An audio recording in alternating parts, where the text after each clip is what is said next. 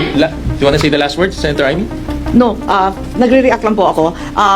Vince Dizon is no engineer. He's an economist and a political aide.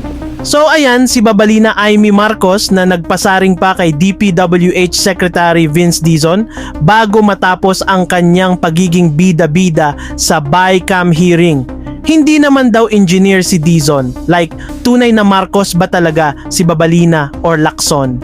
Nagtatanong lang naman. And it looks like she doesn't know what she's talking about at napaka-pathetic at napaka-bobo pa yung mga tirada niya.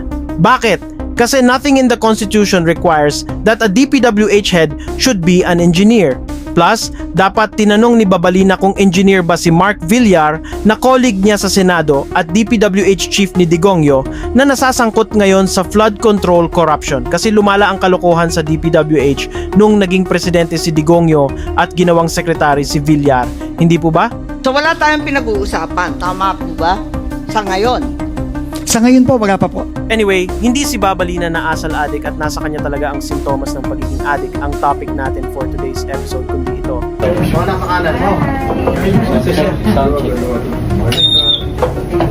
Hi, sir.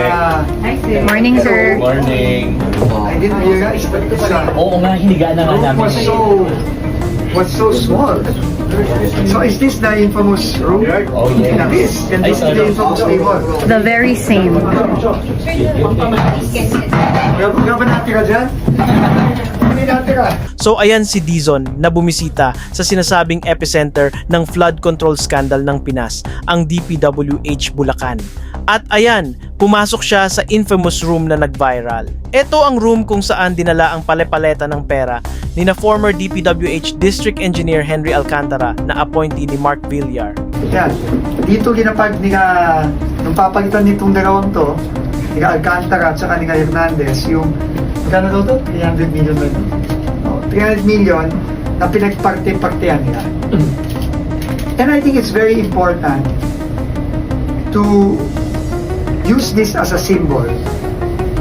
Kasi kailangan itong buong district office na to, kung saan talagang sumabog itong napakalaking skandalong ito, symbolic to din ng pagbabago.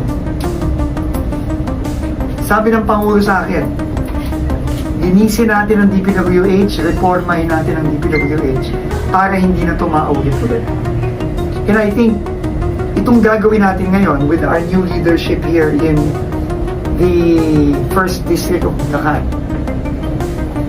And I don't envy the job of these two young men here. No, but we will give them the full support. It's symbolic of the changes that we want to make, that the President wants to make in the DPWH. And now, here, instead of this, wala tayong ilalatag dito, kundi iisa lang. Ang lalatag natin sa table na ngayon with the help of our partners, sayang wala yung iba nating mga partners from the DWG, ang ilalatag natin sa table ngayon, hindi pera, kundi solusyon. Kasi kahit na lahat ng mga involved dito sa pagnanakaw na ginawa dito sa 1st District of Bulacan, pananagutin natin at malapit na silang mga makulong very very soon. Kailangan pa rin natin solusyonan yung mga problema dito kasi yung mga kababayan natin dito sa Bulacan, sa Hagonoy, sa Kalumpit, sa Baliwag, kung saan-saan dito, binabaha pa rin hanggang ngayon.